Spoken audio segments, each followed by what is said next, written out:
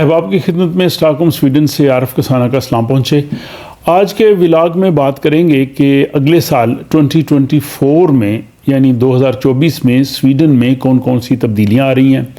کون سے نئے قانون بن رہے ہیں، امیگریشن کے حوالے سے، ورک پرمٹ کے حوالے سے، یہاں پہ جو گھروں کی قیمتیں ہیں، شرح سود ہے، انٹرسٹ ریٹ ہے، جو تنخواہیں ہیں ان کے حوالے سے، اور جو نئے مختلف قوانین متعارف کروائے جا رہے ہیں، کون کون سی تبدیلیاں ہیں، تو ان سب کا جو احاطہ جو ہے وہ آج کے اس ولاگ میں ہے۔ مختلف جو رپورٹس ہیں ان کو پڑھ کے میں نے یہ پوائنٹس جو ہیں وہ اکٹھے کیے ہیں، جس میں سویڈن کے مختلف ادارے ہیں انہوں نے اگلے سال کے لیے پیشین گوئی کی ہیں، یہاں کے جو بینکس ہیں انہوں نے رپورٹس مرتب کی ہیں۔ تو پہلے ہم جو ہے وہ ہر مہینے کے حساب سے بات کرتے ہیں کہ ہر مہینے میں سویڈن میں کون کون سی تبدیلیاں یا کون کون سے خاص ڈیز آ رہے ہیں، ایام کون سے آ رہے ہیں، اور اس کے بعد پھر جو معاشی صورتحال ہے، اکنامکس سچویشن ہے، جو یہاں کی مہنگائی کے حوالے سے، گھروں کے جو قیمتیں ہیں، انٹرسٹ ریٹ ہے، اس کے حوالے سے جو ہے وہ تھوڑا سا جائزہ لیں گے۔ تو اگر ہم اس چیز کا جائزہ لیں کہ 2024 میں سویڈن میں کیا ہونے جا رہا ہے، تو سٹارٹ فرام دا جنوری، اگلے مہینے یعنی جنوری سے سویڈن میں سب سے پہلی تو چیز ہے کہ جو پوسٹل سروسز ہیں، جو ہم خط بھجواتے ہیں، آج کل تو خط بھیجنے کا رواج بہت ہی کم ہو گیا ہے، ذاتی نوعیت کے تو خط ہم لوگ نہیں بھیجتے، لیکن باقی دفتری معاملات میں تو ظاہر یا مختلف یہاں اداروں کو اپنے لیٹر پوسٹ کرنے ہوتے ہیں، تو اس کی جو پوسٹل چارجز ہیں یعنی ڈاک ٹکٹ ہے، اس کی قیمت بڑھائی جا رہی ہے۔ 50 گرام تک وزن کا جو خط اگر آپ سویڈن میں آپ نے بھیجنا ہوگا تو اب آپ کو اس کے 18 سویڈش کرون دینے پڑیں گے، اور اگر وہ 100 گرام کا ہوگا تو اس کے 36 کرونر دینے پڑیں گے، اور اگر 50 گرام کا خط اگر آپ نے سویڈن سے باہر کہیں بھیجنا ہے تو اس کے لیے آپ کو 36 سویڈش کرون دینے پڑیں گے۔ تو یکم جنوری سے یہاں پہ جو ڈاک ٹکٹ ہیں ان کی قیمتیں جو ہیں ان میں اضافہ ہو رہا ہے۔ اس کے بعد جنوری سے اور بھی بہت سے جو ہے وہ قوانین اور لا جو ہیں وہ متعارف ہوں گے۔ پھر جنوری میں حکومت نے جو ورک پرمٹ کے حوالے سے ایک کمیٹی بنائی ہوئی ہے، وہ اپنی رپورٹ پیش کرے گی۔ آپ کو یاد ہے کہ اس سال 1 نومبر سے جو ورک پرمٹ کی کم سے کم تنخواہ ہے انہوں نے کافی زیادہ بڑھا کے اس کو 27,000 پہ لے گئے ہیں، اور یہ یہاں کی جو ایوریج تنخواہ ہے اس کا 80% ہے، لیکن حکومت یہ چاہتی ہے کہ ورک پرمٹ کی جو کم سے کم تنخواہ ہے وہ یہاں کی اوسط تنخواہ کے برابر چلی جائے، جو کہ 33,000 تقریباً 33,000 سویڈش کرون کے قریب قریب بنتی ہے۔ تو جنوری میں یہ جو ورک پرمٹ کے حوالے سے جو کمیٹی بنی ہوئی ہے وہ اپنی رپورٹ پیش کرے گی۔ امکان یہ ہے کہ اس رپورٹ میں اگر وہ یہاں کی ایوریج تنخواہ کے برابر لے بھی گئے، لیکن بہت سے ایسے پروفیشن شعبے ہوں گے کہ جن کو اس میں ایگزیمپٹ کر دیں گے، جن کو استثناء دے دیں گے، جن کے لیے کہیں گے کہ ان کی تنخواہ اگر کم بھی ہو تو تب بھی ان کو ورک پرمٹ ایشو ہونا چاہیے۔ بہرحال یہ ہم دیکھتے ہیں کہ اس میں ہم جو ہے وہ جب یہ رپورٹ سامنے آئے گی تو پھر اس پہ تفصیل سے بات ہو سکے گی۔ دوسرا یہ ہے کہ سویڈن میں آپ کو پتہ ہے کہ بچے کی پیدائش کے بعد ماں اور باپ دونوں کو چھٹی ملتی ہے بچے کی کیئر کرنے کے لیے، اور جو باپ ہیں ان کو چھٹی دینے کا آغاز 1974 میں ہوا تھا، 1974، اس کو 50 سال ہو رہے ہیں اس سال جنوری میں، اور شروع میں جو باپ تھے وہ کم چھٹیاں لیتے تھے، لیکن آہستہ آہستہ اب یہ جو ہے وہ 30% تک جو ہے وہ ہو گیا، باپ بھی جو ہے وہ بچوں کی کیئر کے لیے جو ہے وہ اپنی جاب سے چھٹیاں لیتے ہیں۔ اگلا مہینہ جو فروری ہے اس میں اگر اسلامی کیلنڈر کو ہم دیکھیں تو اس میں شب معراج جو ہے وہ 8 فروری کو ہوگی، یہ جمعرات کا دن ہوگا،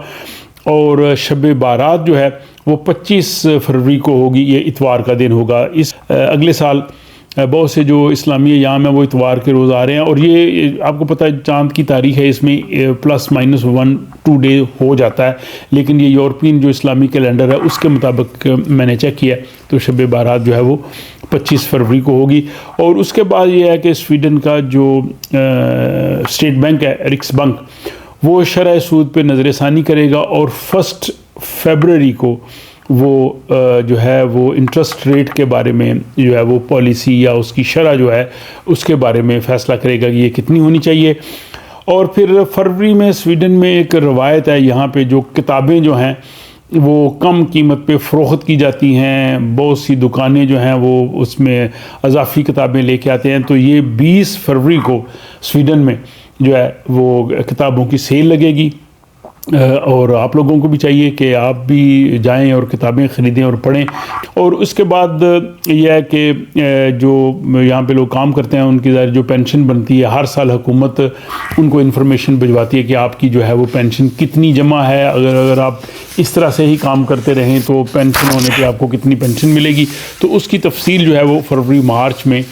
آپ لوگوں کو گھروں میں آنا شروع ہو جائے گی، جتنے لوگ بھی یہاں پہ کام کرتے ہیں۔ اور مارچ کے مہینے میں اگر ہم دیکھیں تو اس میں اگر ہمارا جو ہندو کیلنڈر ہے اس کے مطابق 25 مارچ کو جو ہے وہ ہولی کا تہوار جو ہے وہ منایا جائے گا،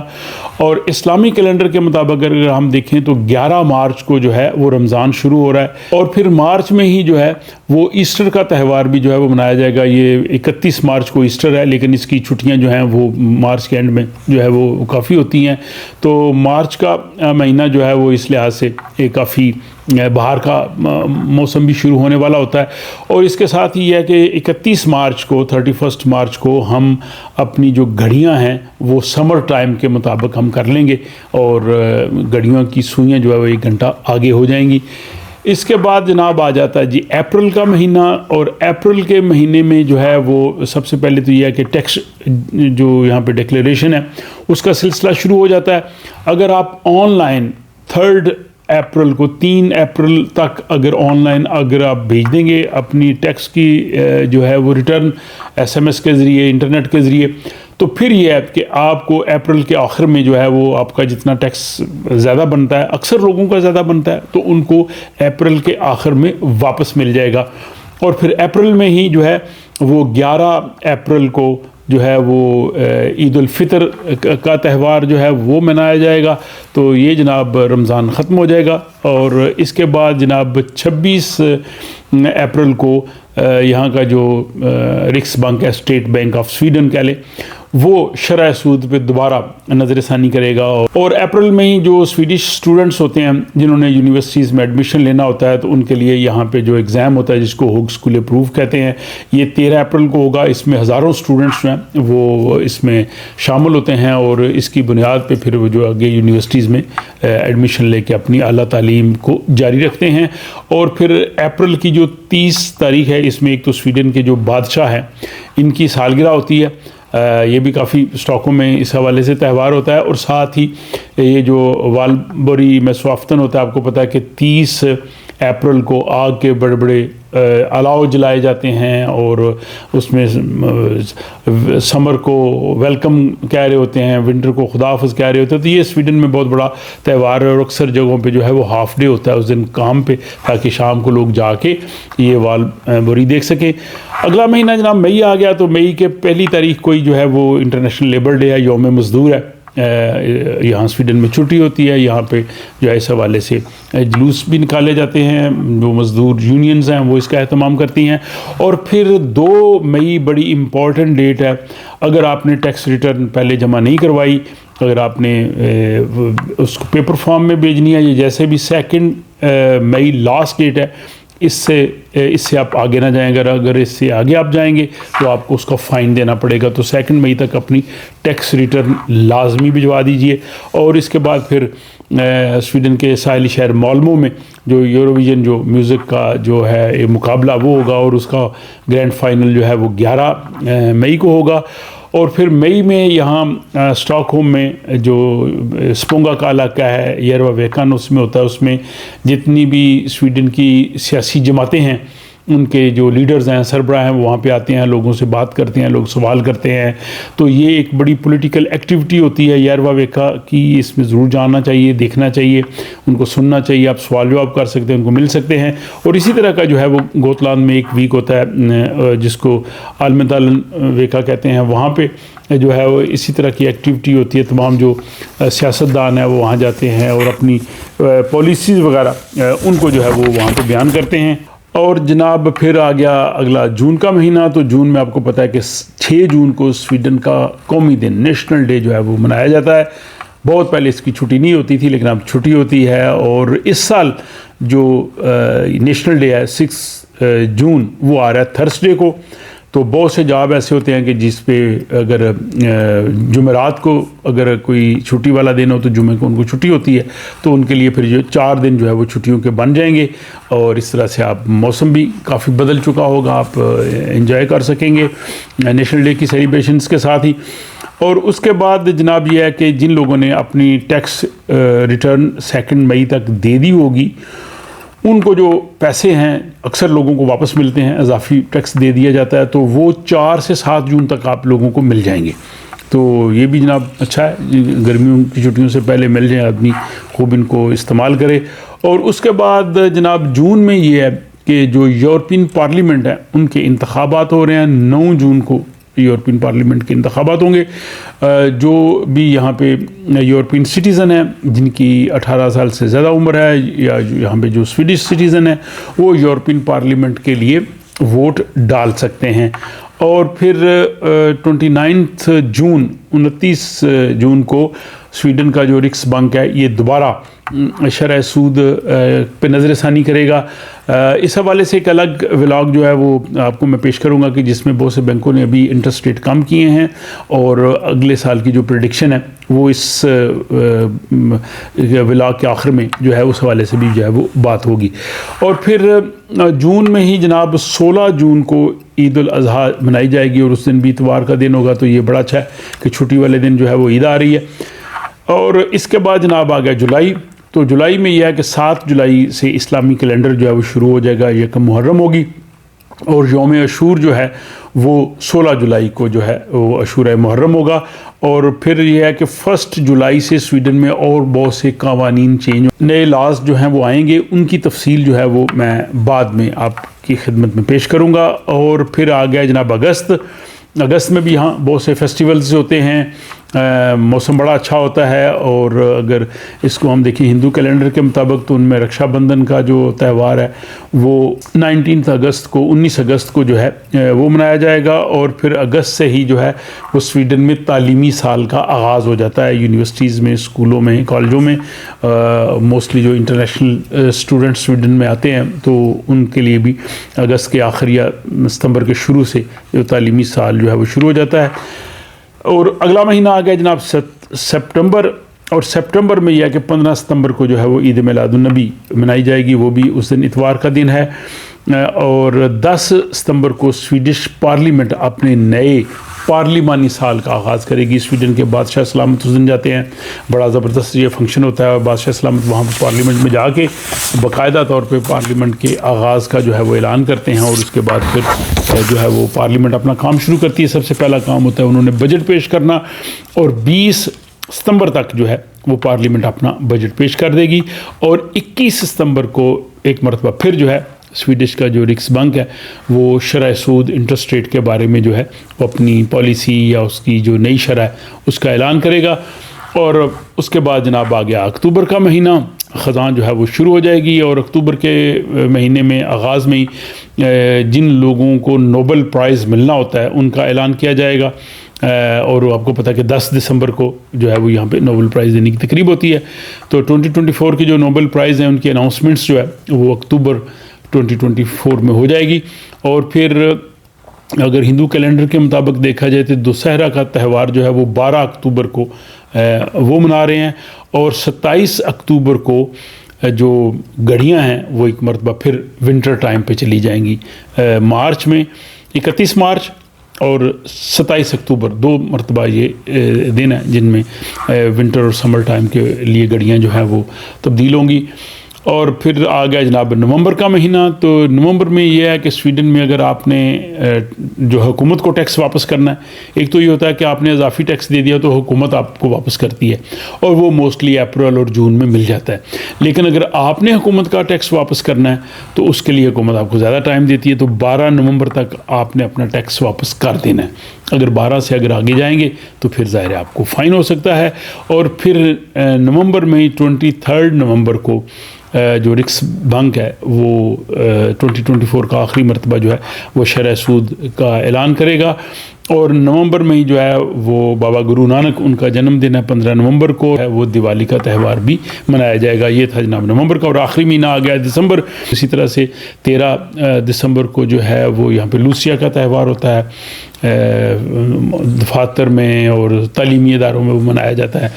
اور دسمبر میں ہی جو ہے وہ ایک کمیٹی جو حکومت نے بنائی ہوئی ہے وہ امیگریشن کے حوالے سے، خصوصاً جن لوگوں کے پاس ریزیڈنس پرمٹس ہیں، نیشنلٹی ہیں، کیا کس بنیاد پہ ہم ان کو جو ہے وہ واپس لے سکتے ہیں، اس کا کیا طریقہ کار ہوگا. تو دسمبر 2024 میں